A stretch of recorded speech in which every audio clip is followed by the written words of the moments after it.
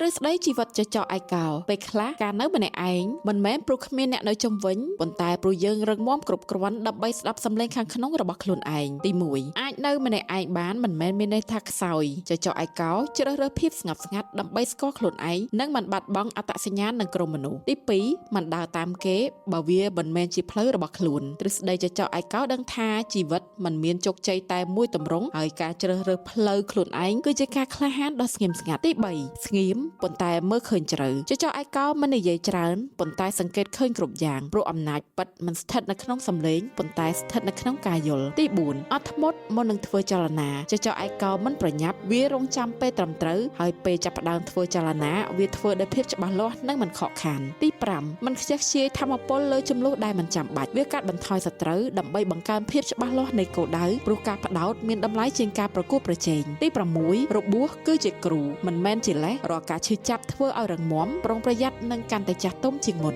ទី7មិនចាំបាច់បញ្យល់ខ្លួនឯងដល់មនុស្សគ្រប់គ្នាអ្នកដែលយល់នឹងយល់ដោយមិនចាំបាច់សួរអ្នកដែលមិនយល់ពន្យល់ក៏មិនអាចបដូរបេះដូងគេបានទី8ស្មោះត្រង់ចំពោះញាណខាងក្នុងជឿលើអារម្មណ៍បទពិសោធន៍និងបេះដូងរបស់ខ្លួនច្រើនជាងសម្លេងពីខាងក្រៅទី9ពឹងផ្អែកលើខ្លួនឯងជាមូលដ្ឋានចចកឯកោដឹងថាភាពមាំមួនពិតកើតចេញពីខាងក្នុងមិនមែនការពឹងលើអ្នកដទៃហើយចុងក្រោយឯកោដោយមានកិត្តិយសវាមិនមានអារម្មណ៍ថាឯងទេព្រោះស្គាល់តម្លៃនិងសក្តានុពលឈរយ៉ាងមានទំនុកចិត្តនិងមិនបន្ទាបខ្លួនដើម្បីផ្គប់ចិត្តអ្នកណានិងមិនចាំបាច់រងចាំការទទួលស្គាល់ពីអ្នកដទៃការជាចចកឯកោមិនមែនជាការផ្ដាច់ខ្លួនចេញពីពិភពលោកប៉ុន្តែជាការជ្រើសរើសរស់នៅក្នុងភាពពិតនិងឈរយ៉ាងរឹងមាំក្នុងរបៀបរបស់ខ្លួនឯង